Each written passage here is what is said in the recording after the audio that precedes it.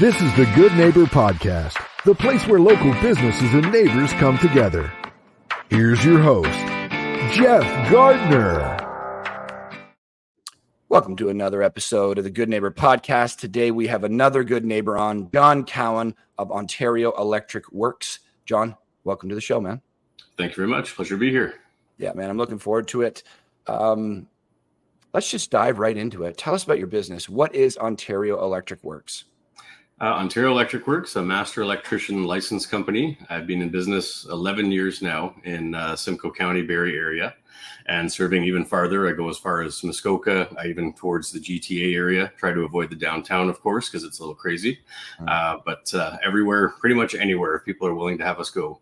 And I've been in the trade for over 20 years now. So with apprenticeships, licensing, all of that, to get to the point where I could actually open my own business. And that's us. We basically do everything from small renovations, large renovations, additions, even repairs and troubleshooting, pools, hot tubs, generators, you name it. So pretty much everything electrical we take care of. That's awesome. Man, and as we were talking about in the pre-show, 11 years. That's no easy feat, man. So congratulations on that. Not everybody makes it that far, so you must be doing something right. Now, do you have anything that you what's the right way to ask this question? There's so much, and I'm very green when it comes to electrical services. I only know so much, but when I think of electrical services, it's a wide umbrella. There's a lot of categories underneath that. So is there something that you specialize in? You said you do small renos to generators to everything, seems like. But is there something that you prefer or something that you find yourself standing out from the rest about a specific electrical service? I've always been a big fan myself of the troubleshooting repair side of things, because you're going in there with a problem that you have to take care of.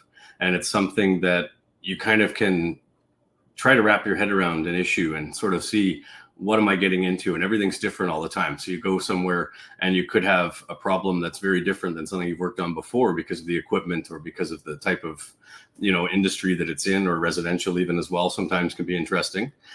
So that's something I've always really enjoyed, because you kind of get to think outside the box and have to figure out a problem. And I like to do that, where you sort of have to get in there and figure out problems and fix something for a customer. And sometimes other people have been there and tried to repair things also, which is great when they can go, oh my gosh, you took care of it for me. That's amazing. Thank you so much. It's been months. And you're sitting there going, wow, you haven't had this work for months, kind of thing.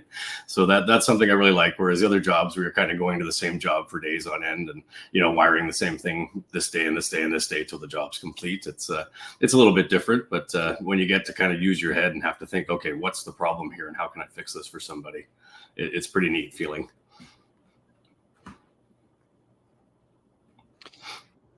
Yeah, it is. It's interesting. I mean, I know we just met, but there's only a handful of things that I really study and pay a lot of attention to in my life. Psychology is one. I'm an addictions counselor on the weekend. It's something that I do is very fulfilling for me, but it's all about the brain.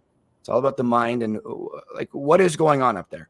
And that's a whole podcast in and of itself. I'm sure that could go on for weeks, what's going on upstairs. But it's interesting. A lot of our entrepreneurs say that a problem that they haven't dealt with before is very exciting. Because if you think about that, if you haven't dealt with it before, then maybe it's a little scarier rather than, I know I can do this. I've done this 1,000 times before. I'm the expert at this.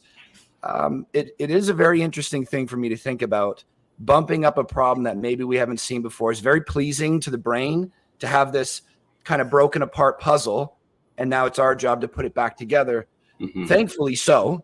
Thankfully, it's pleasing to the brain, because as entrepreneurs, we deal with problems all the time. We do. I'd say we are more problem solvers than anything else. But I like that that pleases you as well, because I think that's a character trait of a successful entrepreneur, to be honest. Mm-hmm.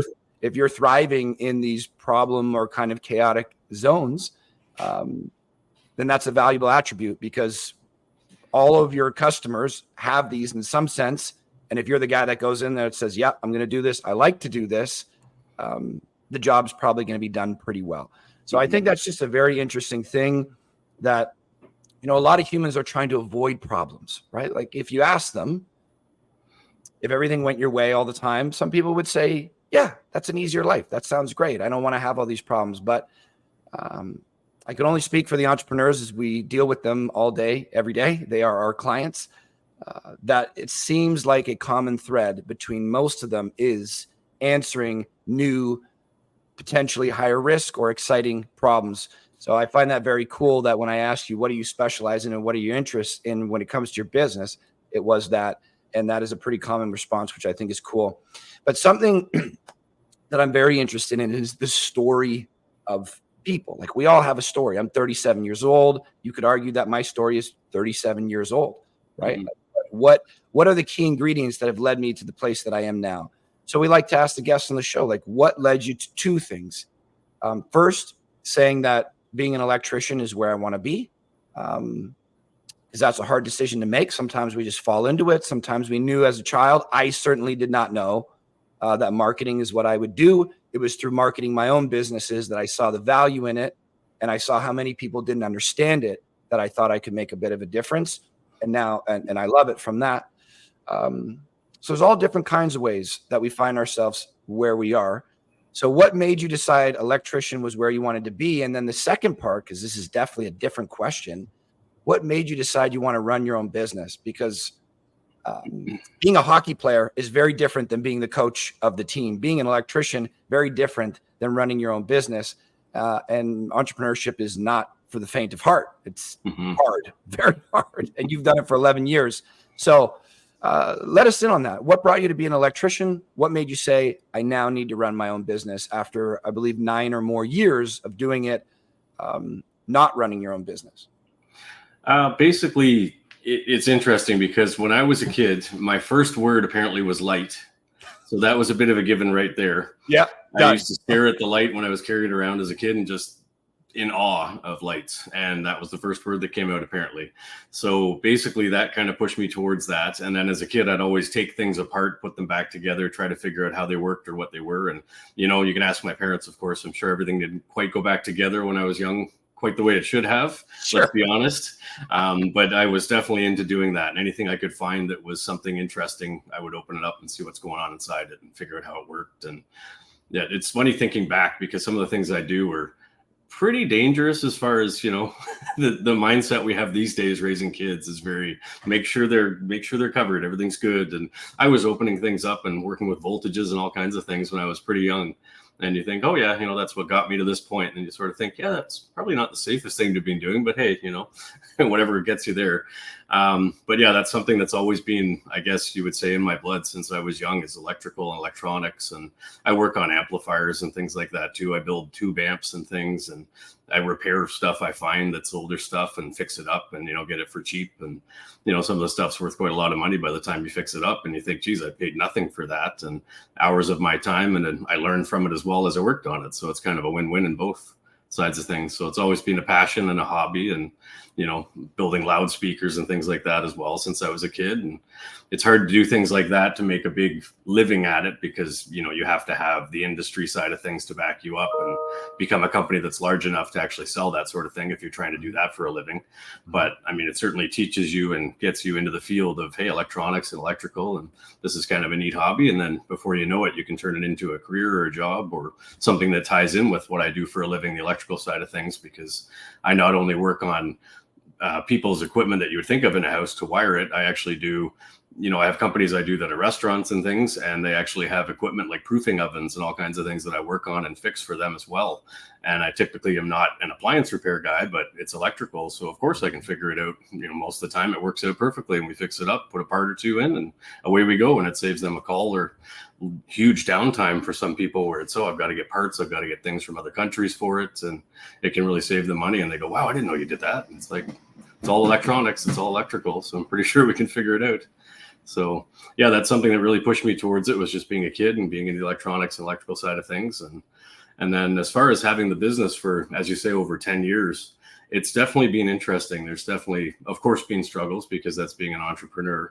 The interesting thing too, actually, is my wife has her own company as well. So we're both self-employed and we have 2 kids, and hers is freelance graphic design, Owl City. And it's interesting because we both just figure out ways to make it work because you really have to. And the neat thing is you have the ability, at least when you're self-employed, to be able to take that extra day if you don't have something booked, to be able to hang out with the family and make it a long weekend if you want now and then, or to be able to go to the Christmas concerts or the shows and things that are happening and say, yeah, I can be there at 2 this afternoon. No problem. We can make that work. So it works out well in that hand. But on the other hand, you've always got the whole, where's the next paycheck coming from and what's happening here and how are we going to pay this bill and the mortgage is due and things like that. So obviously it makes it entertaining when you're an entrepreneur, but when you're both on your own with your own businesses, it's quite a fascinating experience. And as you say, if you're not kind of worried about things on one hand and concerned about this, and this, it's like you're not thinking properly, because you kind of need to be thinking, where's this coming from and where's that next coming from, and what's the next job to tackle. And it's really neat to just work as a team at it and kind of try to figure out things. And I mean, I look at her because my job isn't at home. She works from home, luckily, which is great, but she's also raised our son at the same time. And she's also now raising our 6-month-old daughter. And it's just amazing how she can do that and tackle work that comes in, and then do that and tackle work that comes in. And some days, believe me, the kids are not as happy about, hey, let's be cool while mom works on something. It's like a 6-month-old, you kind of get what you get. So when they're that age, they do what they want. And some days it's like, okay, not getting to the work quite as much. But yeah, women, amazing. man. I mean, I have so much respect for her in that, because it's just amazing how she can do that. Whereas I run out the door and head to a job and I don't see her till the afternoon, evening kind of thing. So yeah, I think it's that's really amazing. I think that's a great story. I love that it was in your blood from such a young age. Some of us are like that. Some of us are not. And yeah, there are some freedoms that come with entrepreneurship for sure. But there's also a lot of sacrifice that comes with it as well. I mean, I certainly work way more now than I ever did as an employee. But I think when you enjoy it and you feel like you're progressing, that there's a purpose there, you're making something better. I think that's also very pleasing on the mind. And when you're doing something you don't enjoy as much, that 40 hours a week full-time job can feel very arduous. Feel like you're walking through mud, not getting anywhere. Whereas, sometimes I'm sure many people 60, 70, 80 plus hour weeks, if you're enjoying it, time goes by a little bit faster. But were you guys married? Like you said, it's been 11 years and your kids aren't 11. So you made the decision to become an entrepreneur before you had that family dynamic. I'm assuming. Were you guys married before you pulled the trigger on owning your own business? We actually got married in 2015. So we've been married since 2015, and I started my business in 2013, and my wife started hers around 2015 or so. She quit with the medical company she was working with in Vaughan and decided she didn't like the back and forth travel and all that, and decided, maybe I could do something for myself. And basically I was the same. I mean, I worked for other companies for years and years. And you have to do your apprenticeship, which is 9,000 hours. So you're a good 5 years, 6 years, realistically, by the time you get through all the trade school that you must go to. If you miss trade schooling, then they put you back to the bottom of the list. So it takes a long time if things don't work exactly as the plan is supposed to go. And realistically, in the real world, it usually doesn't. So I ended up working for numerous companies because I was laid off when you come back from trade school because of shortage of work, or we had you hired on for a big project. Now that's done. So sorry, we don't need you. So now you're finding another job to work with, another company. And basically it took, like I say, 9,000 hours. So a good 5-6 years for that. Then you can write your journey person's license. Once you get that, then you're a Red Seal trade licensed electrician. But you have to wait another 3 years minimum before you can write your master's. So by the time you do that, you're almost talking doctors, years and years and years to even become a licensed tradesperson. And then you finally can open a business once you're a master licensed electrician.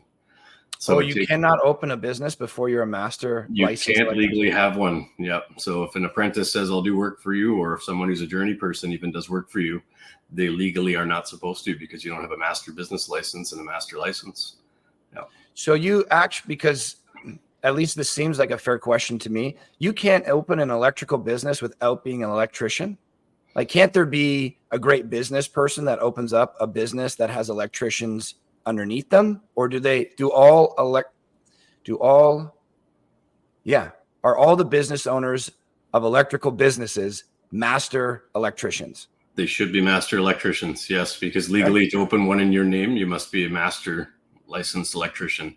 And then you can have, there's certain ratios down the line of how many master electricians you need to how many apprentices you need. And they're constantly changing those things with the different setups to make sure that the training's how it should be for the people. So you don't have too many people underneath one person, and it's hard to keep an eye on things and make sure they're getting the knowledge they should be passed down to them. But yes, you must have a master license to have a business legally. And then you can have so many master license guys to actually have so many apprentices and people down the line. Beautiful. And what is the size of the team, John? For myself, actually, it's just me. So I'm just myself. Yeah. I've actually had an apprentice in the past, and I've done things before he was with me for 8 years straight by myself, and had him with me for a bit. And it was great. Awesome experience. It definitely kind of shows you what it's like to have someone working under you, and the financial side, the business side, the government side of having to make sure everything's done accordingly to have an employee under you, which is a big learning experience. And honestly, it was a great experience for it, but it just turned out that in the last, realistically, 6 to 8 months, he ended up going to trade school, which was great for him. So he got into basic, did well there. And by the time I basically was thinking, geez, what are we going to do here? I had I had our new baby coming, who's now 6 months. And things really kind of in the last 6 to 8 months, I won't lie or sugarcoat it, were a little bit harder because of recession, because of interest rates, downturn, call it what you will. In the last 11 years, I've never experienced that before. We've always had ups and downs in the industry because you have, March break, people aren't doing anything for a couple of weeks because it's family, it's travel. Christmas, New Year's, same thing. You see the summer, you see the winter up and down months, depending on how things go. I mean, some winters it's slower, some winters you're slammed, just depends on the jobs you have that you get.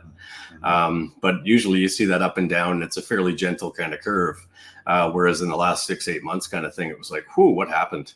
And everybody I speak to is saying the same thing. They're kind of like, everything just kind of fell off and didn't come back for a while. And believe me, it was interesting for us. It was the first time we experienced that. And we're kind of going, whoa, is there literally too many electricians out there? Or are things just that competitive in Barrie? Because there's quite a few. And you kind of think, wow, what happened? And then it's just everybody I spoke to said, no, it just seems like the industry kind of just stopped almost. And I've even heard that, building itself, when you're talking residential side of things where they build subdivisions, homes, all that, it was down upwards of 40% or something I heard. And I thought, wow, that would explain things. So yeah, it was quite interesting. So unfortunately, I wasn't able to keep him on at the time. I sort of said, here's where I'm at. I'll definitely let you know for the future if things pick up well, which I'm hoping. But to be honest, it was definitely an interesting 6 months, 8 months or so.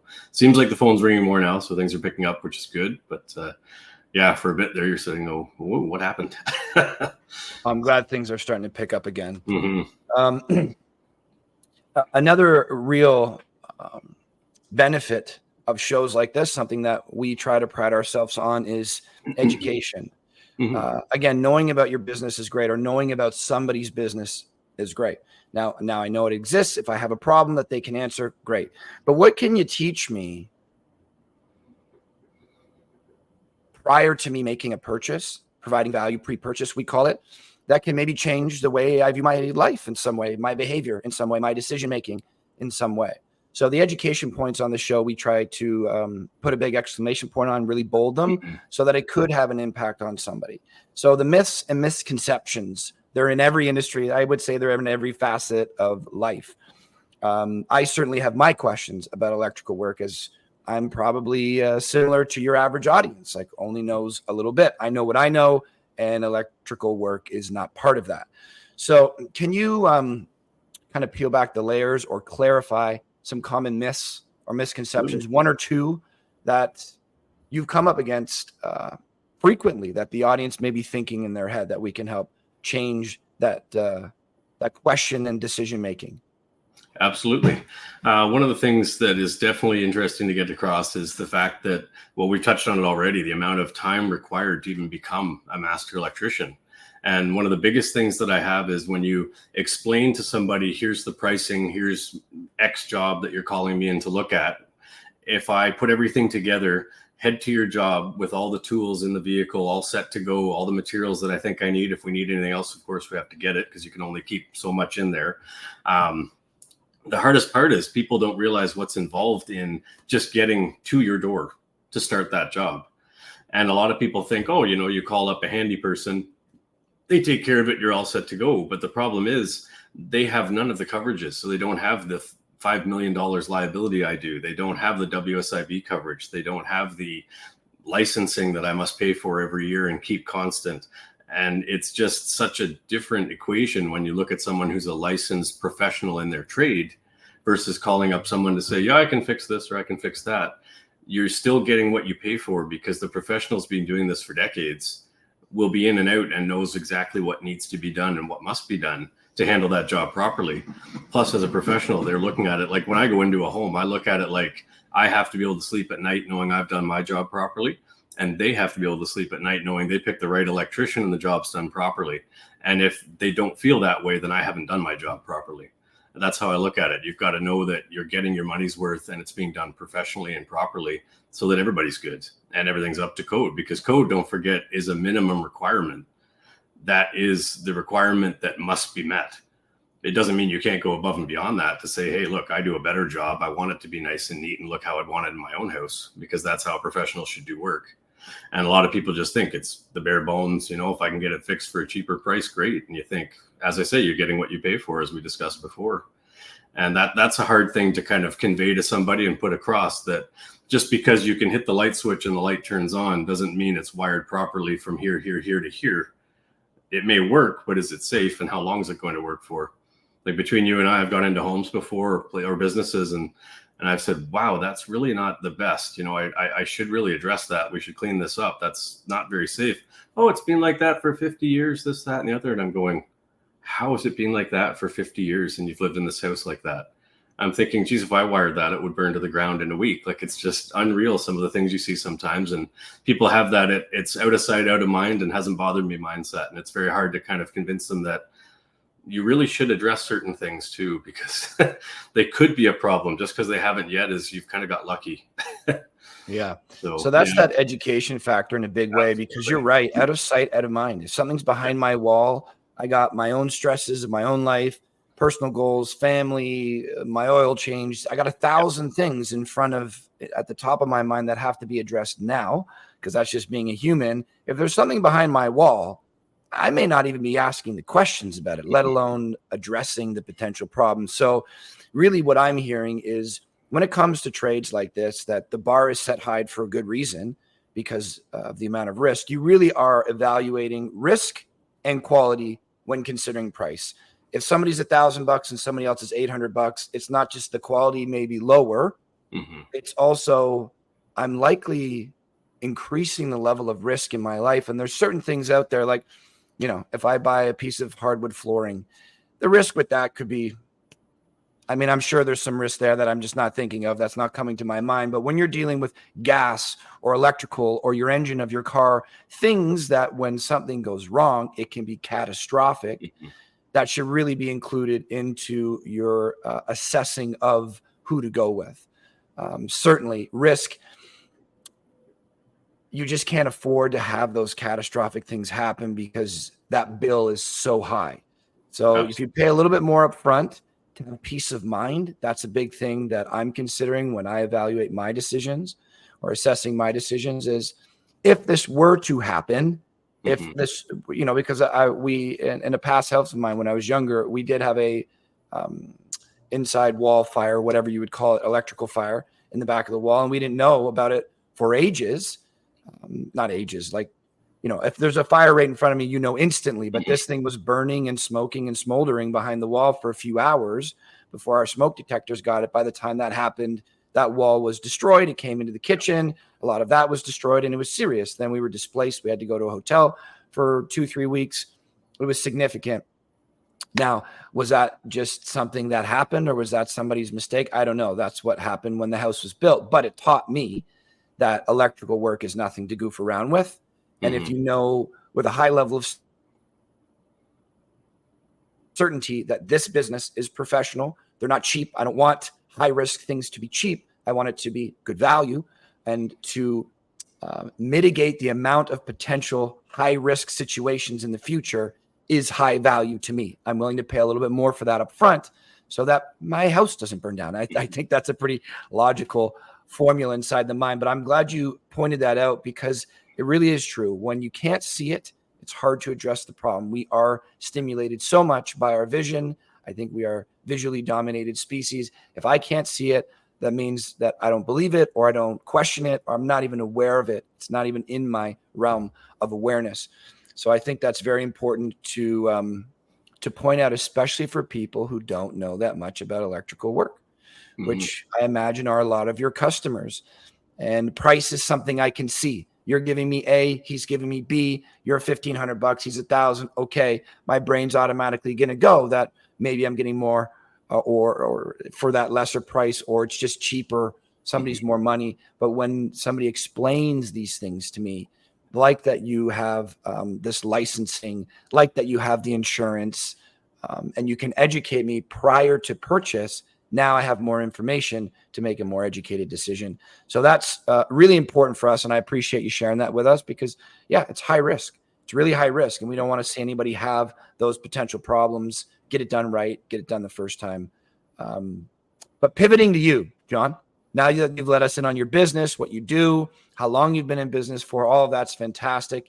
And then you've educated us a little bit to help us make some better decisions. Let's talk about you, man. What puts a smile on your face outside of your work? Outside of work, I would have to say family. I mean, it's amazing raising kids and seeing what they do day to day. I mean, of course, with a 6-year-old, I mean, my other's pretty young. So a 6-year-old, though, there's definitely days where you kind of think, oh boy, they certainly learn how to push the buttons and things, which makes it a bit more entertaining. Seems to, especially with dad. I'm not sure if that's because it's the son and the father kind of thing. I don't know. But otherwise, amazing. And I love it because it's just awesome to come home. And as I say, some days it's hectic when you get home because things are a little bit not on the relaxed side and laid back side just because of the day they're having or something. But it's just awesome to come home and have a family that supports you and is there for you. And, you know, it drives you as well, because with the business side of things, you think, I've got to get a job. We've got to make money. We've got to put food on the table. We've got to pay these bills and take care of everything. And when you see the faces when you get home, it's just amazing to think, okay, that's what I'm working towards. That's what I'm doing as a dad and as an owner of a company, and my wife as well, being her own business. And it's just really rewarding to see that. And like I say, being a good 11 years in business now, seeing, okay, we're making things work, and, you know, we're not getting rich off every job, but we're working towards a goal down the road that is independence and is family being secure and things like that. So that's something that definitely puts a smile on my face, and my wife's as well, knowing that we're doing that as a team. Anything? I love that. I mean, I have this conversation all the time. I told you at the first couple of minutes, there's only a handful of things that I really study deeply in my life that provided a lot of value for me, helped direct me in a direction that I can be proud of. And I'm not a father yet, but I have a fantastic relationship with my father. And I have a great deal of respect for people that do difficult things, because humans often like taking the easier approach. And I understand why energy conservation and all that kind of stuff. Hard has certain symptoms, right? It often doesn't feel good. So at the very least, you know that that person is willing to put themselves through uncomfortable situations again and again and again, which is something that I admire, whether they're in great physical shape or they have a great business. But I look at there being nothing harder than being a father. I mean, that is one of the very few outside to ourselves lifetime commitment. I mean, you've pretty much committed to yourself that you're going to allow yourself to survive as long as you can. So that's a lifetime commitment. Outside of that, I can't think of too many things that are, you know, stamped. This is a lifetime commitment from the minute I make this decision. I'm going to try to help this, you know, tiny human grow into a bigger human and better human and help the next generation. It's a hell of a thing that for many years I just took for granted, because there's kids everywhere. It became commonplace, right, for all of us to just have kids. But the older I get and the more I see the fathers in my life, a lot of my friends are fathers, there's fathers all around me. And I watch how they conduct themselves, how they operate, and the sacrifices and the discipline that they're putting out there. I don't see anything as being harder than that. And for me, I attribute the harder it is, the greater the reward in many cases. The more time and effort I put into fitness, the better I feel about myself. Same with business. And I imagine the same is true with fatherhood. So I love that that was your go-to answer. But you personally, outside of that, hobbies, do you like music? Are you a painter? You like ripping apart amps and things like that, as you said? Like what is something that you do for yourself, a practice that maybe gives you some pleasure, gives you some joy? Basically, I haven't as much recently, unfortunately, because kids, the whole works. I mean, I used to play in a band when I was younger. I played drums, guitar, and everything, and actually a couple bands over the years. And we used to go gigging and play in different bars and things around town. And, you'd make pretty much nothing, but it would be the experience of getting up there on stage. And just, even if you had a crowd of 10 people, it was just that feeling. Compared to, if you had a crowd of thousands, I couldn't imagine what it's like on stage where there's 20,000 people watching you, like these big bands you see. But it's just that amazing feeling of getting up there and doing your thing, and you're making these people happy and having an awesome night. And that was a cool feeling. And just jamming with buddies, hanging out and having some drinks. It was great. And that was the younger years, of course. But I mean, as I say, the hobbies I love too are just, working on speakers and things, working on the stereo equipment and stuff. And obviously with kids, the time to do those kind of things is a little bit less than it used to be, or it's me trying to stay up till 2 a.m. kind of thing, which doesn't work so well when you're up at, 7 a.m., 6:30 kind of thing with kids. But I mean, yeah, you still got to have your hobbies and things to kind of step away from work, especially when you're a small business and you work out of your home. So, I mean, my wife's the same way, right? She's got to tackle the kids and do this and do that. And as you were saying before about the whole being a dad and it being a difficult job, I would have to tip the caps to the mothers out there and say, it's amazing what they do, because believe me, with younger kids, it's still mom's number one. Dad's there, dad's number two, dad's awesome, but mom's number one. If there's something, it's like right to mom. And that's not easy when you're trying to run a business and do everything else. And they're just wired for it compared to dads. Dads are a little bit different because we do our thing. We're there to help. We do all of that. But when it comes to moms, it's like they just have this innate ability to, all right, do this, and we're doing this, and it's like they're just 5 steps ahead all the time. Whereas I'm kind of like, oh yeah, okay, we got to get, I'm sort of playing catch up. But dad's here, dad's helping, but it's like, whoa. So definitely have to tip the cap to the wives and the mothers out there, and because it's amazing what they do, especially if they're entrepreneurs and things as well, or working huge hours and things to support families. So it's awesome. Well, yeah, I mean, let's do it. Tip the hats to all the women up there. I certainly wouldn't be I wouldn't be here without them. So very grateful for that, and have a great relationship with my mother. I know women are just phenomenal. Yeah, no question about it. Happy Father's Day to you, by the way. Oh, thank you very much. Thank you. This question I really like, because we talk about success a lot in our world, especially in the Western side of the world, but all over the place. We like to take pictures and share stories about our successes. We like to get up on stage and collect awards and things like that. And on social media, we're putting out our vacations and our perfect family and our successes in life. What we don't share as much is our failures. I define that word very differently now for these last 10 years or so, but the way society deems a failure, a mistake. I tried something, it didn't go well. We hide those from embarrassment, ridicule, shame, whatever it is. But it is a valuable, valuable part of our human experience. I believe greatly. I think personally, we have a motto that says you're either winning or you're learning. And luckily in life, you don't need to win that much to have a great life. You spend more of your time learning. And thankfully so, because from our successes, I don't believe we learn nearly as much. I think we do learn from our successes, at least a few things, but I don't think we learn nearly as much from our quote unquote failures. I think that they are much more information dense. When I try something and it didn't work out well, now I've gathered some information. I go try it again, and each time get better and better and better and better. So I think that is the path to growth, is doing hard things and trying things and taking risks. So we like to ask the guests on the show about any potential hardships, trials, and tribulations that they've been through, that they're comfortable with sharing, that probably sucked in the moment, as doing something hard often doesn't feel great physically. You get clammy hands. It may be painful, mental pain, stress, whatever it is. So it probably sucked in the moment. But when you look back in hindsight today, when you look back on that experience, like, I wouldn't remove that ingredient from what has become me, because it was vital for me to become who I am today. Anything come to mind that was a challenging situation that you moved through and learned from and don't regret going through?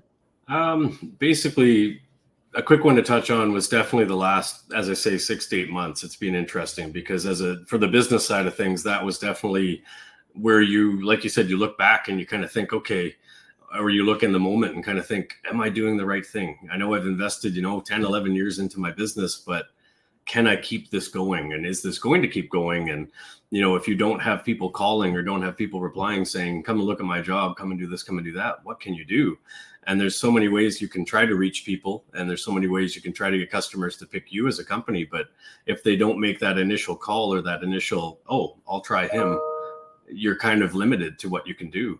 And believe me, there's been a few times in the last, 6-8 months where I thought, wow, what is happening here? And am I making the right call by proceeding with this and trying to keep the company going that I've invested all this time and effort and everything into? And I've thrown a few ideas around of, do I find someone else to work for? Or do I say, okay, try something other than electrical maybe? Or it's hard too, because you put that many years into something and you've invested so much time into it and your body's not getting any younger.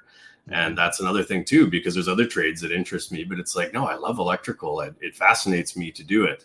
And it's great to be able to do it. And I love doing this for people, but you kind of think, geez, what do I do if something gets to that point where you're sitting here going, we need money, bills are still coming, the work has to come too. And that's definitely something that business-wise made me kind of really question certain things in the last little while. But as I say, things are picking up now, which is good. And, it kind of helped me set a little bit at ease too, knowing other companies and other businesses and other people are going, yeah, this is something we're experiencing too. It's not just you, because you kind of feel like you're all alone, even though you do have a business that's similar to other businesses out there. And there's other people working with their own companies doing whatever they do every day. But you sort of do feel isolated, almost like, oh, is this just happening to me? And you really don't know until you touch base with certain people if they're willing to open up to you and say that. As far as something that's happened to me, myself personally, I ended up losing my father, unfortunately, years ago when I was 18. And my brother, he's almost 5 years younger, so he was only 13. And that is definitely something, I lost him to cancer, that was extremely expected. He was diagnosed and he was with us for a few years. And they were saying, it's amazing that you're still going like this and functioning and working and heading all the way down to Toronto and back every day and performing and things. He was in the opera company, actually, which is something you don't hear of too often. So he worked for the Canadian Opera Company for over 30 years, performing on stage. So O'Keefe Centre, the Royal Alex Theatre, all the places in Toronto you can think of. And they were saying, this is amazing, you're still doing this. And we ended up working at our place when we moved, because we had a beautiful place out that was the original farmhouse in Innisfil. Since the mid 1800s, it was built, and it was just too much work at the time. And we were younger kids, so we didn't want to really, let's go do other things. Why would we stay home and help dad do this, that, and the other, unless we have to? So he just said, okay, this is getting to be too much work, when he wasn't well. And we moved into Barrie. And the worst part was he ended up getting an infection, basically, from us digging up the sprinkler system that hadn't been installed well. So there's another trade story of, let's put the sprinklers this far down below the ground instead of where they should be installed, and things will get hit and damaged and break. And so he ended up getting an infection from that, and we lost him overnight with sepsis, unfortunately. So it was very, very quick and very immediate. And I'll never forget, I said to him that night, oh, I'll see you later. And that was the last thing I said to him.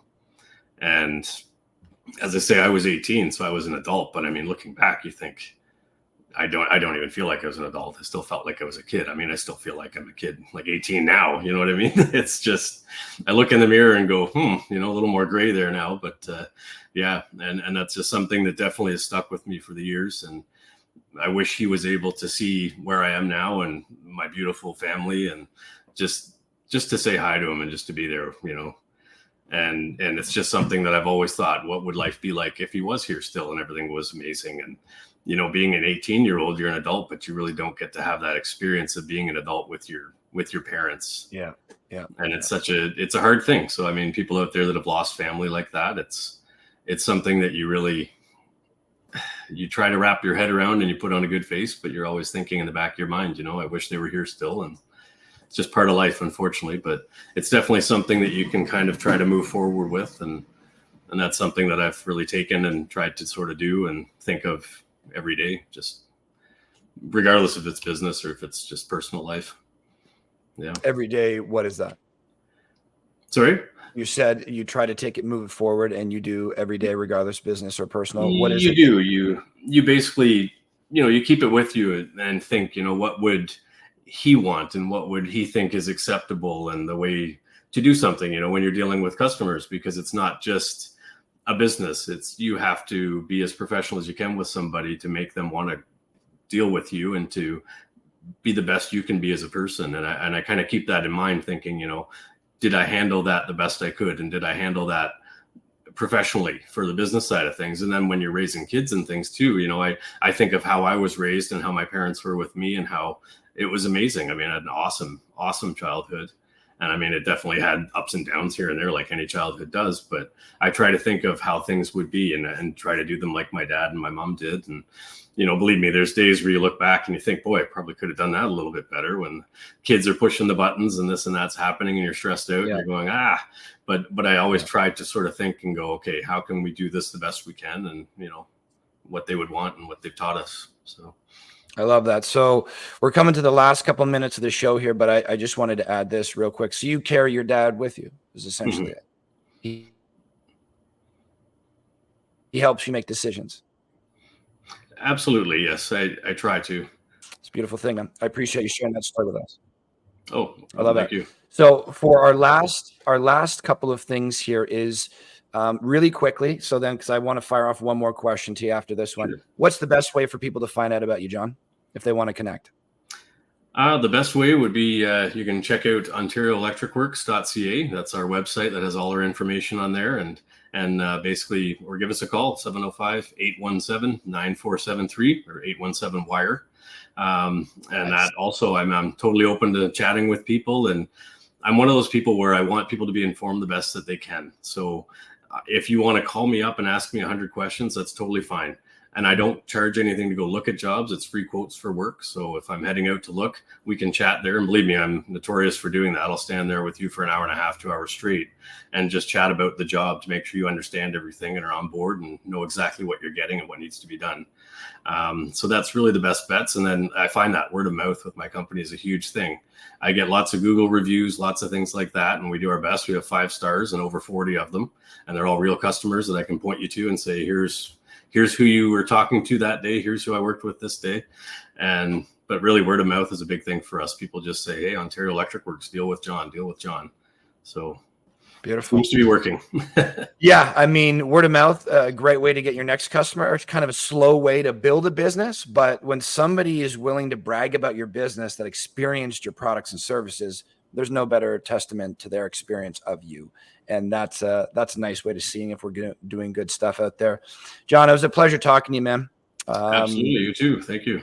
Yeah, I appreciate you coming on the show, teaching us some things, letting us into your life, teaching me a little bit about fatherhood and how to balance the two, because it is something that freaks me out. I've been a business owner for a long time. And I feel like my days are maxed out. How do I add 2 kids and a wife to this situation? But I want it. So I'm going to try to do it. And learning from guys like yourself is important to me. So it's great having you on the show, man. Until we chat again, have a great day. Absolutely. You too. Thanks again. Take care. Thank you for listening to the Good Neighbor Podcast Midhurst. To nominate your favorite local businesses to be featured on the show, go to gnpmidhurst.com. That's gnpmidhurst.com or call 705-413-3775.